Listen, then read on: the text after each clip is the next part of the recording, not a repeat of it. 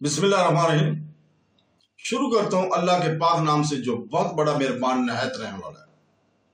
अल्लाह ताला के फजल करम से आज हम बयान नंबर 20 को शुरू करें और इसमें बयान करेंगे कि अल्लाह ताला की मसाजिद की देखभाल का हक किसको है। तो बहनों, भाइयों, बुजुर्गों, दोस्तों, हमारा मकसद कुरान पाक और सुन्नत रसूल से सीखना और सिखाना है, अहकाम को समझना, तारीख पर गौर करना और मसाइल का हल अल्लाह ही से रहनुमाई हासिल करना है। अल्लाह ताला इस बयान को मुफीद और तमाम दिलों के लिए नूर का जरिया बना दे। मसाजिद जमीन पर अल्लाह ताला के घर हैं और उम्मत मुसलमानों के लिए इबादत, सीखने और इत्तेहाद के मराकज हैं। कुरान पाक और सुन्नत रसूल सिर्फ मसाजिद की तमीर की अहमियत पर जोर देते हैं, बल्कि इनकी देखभाल की जिम्मेदारी पर भी जोर देते हैं। ताहम हर एक को अल्लाह ताला की मसाजिद की देखभाल का हक नहीं है। ये आज़ाद इन लोगों के लिए मखसूस है जो हकीकी मैनों में इन पर ईमान रखते हैं और इस्लाम के असूलों को बरकरार रखते हैं। अल्लाह ताला कुरान में वाज़ा फरमाता है कि अपनी मसाजिद की देखभाल किसी की दुनियावी जिम्मेदारी नहीं है, बल्कि एक रूहानी फरीज़ा है जो सच्चे मोमिन के सुपुर्द है।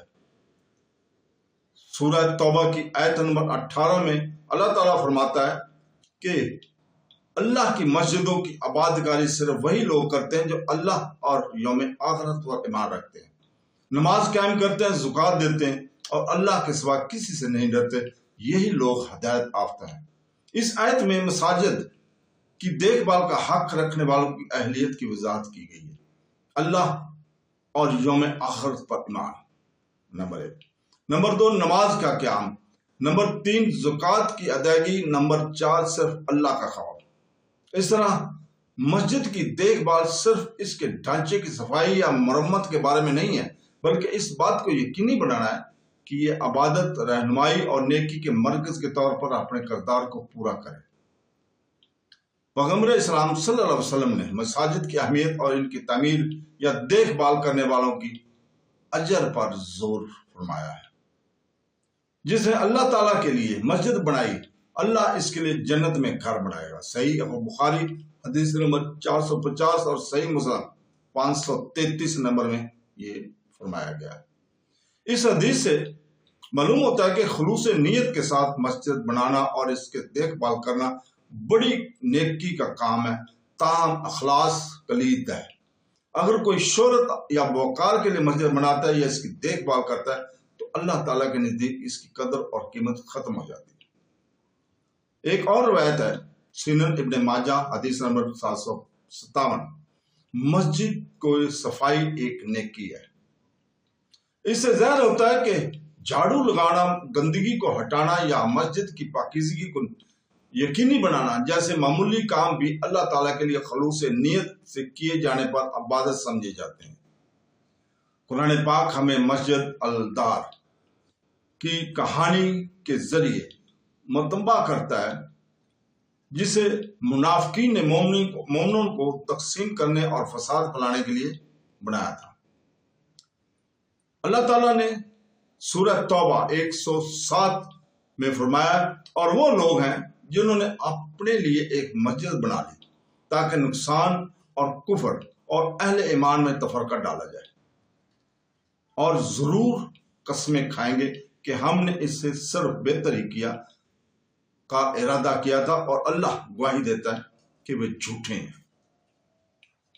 रसूल पाक सल्लल्लाहु अलैहि वसल्लम ने अल्लाह ताला के हुक्म से मस्जिद अल-दार को मुअद्दम करने का हुक्म दिया। सुनन अबी दाऊद हदीस नंबर 453 में यह वाक़या सिखाता है कि हर किसी को मस्जिद कायम करने या इसकी देखभाल का हक नहीं है, खास तौर पर वो लोग जिनके इरादे मुनाफिकत, तकसीम या मुस्लिम कम्युनिटी को नुकसान पहुंचाने पर मबनी हैं।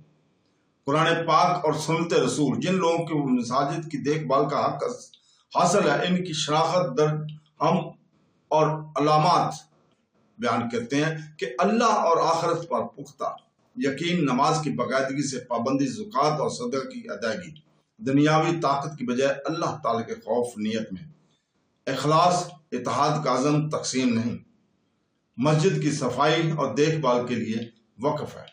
नबी करीम सल्लल्लाहु अलैहि वसल्लम ने सही मुस्लिम हदीस नंबर 671 में फरमाया कि अल्लाह के नजदीक सबसे पसंदीदा जगह مسجدیں ہیں، اور اللہ کے نزدیک سب سے زیادہ ناپسندیدہ جگہ بازار ہیں۔ اس سے ظاہر ہوتا ہے کہ مساجد کے خالص عبادت گاہیں رہیں اور انہیں تنازعات، سیاست یا دنیاوی فخر کی جگہوں میں تبدیل نہ کیا جائے۔ عملی طور پر مساجد کی دیکھ بھال میں صرف جسمانی دیکھ بھال سے زیادہ شامل اس میں ہے کہ مسجد کی حرمت کا تحفظ اس بات کو یقینی بناتا ہے کہ اسے صرف عبادت اور فائدہ مند کاموں کے لیے استعمال کیا جائے۔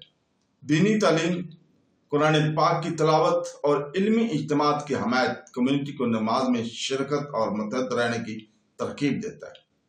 مسجد کے زیر قیادت خیراتی اقتدام کے ذریعے غریبوں اور ضرورت مندوں کی خدمت کرتا ہے۔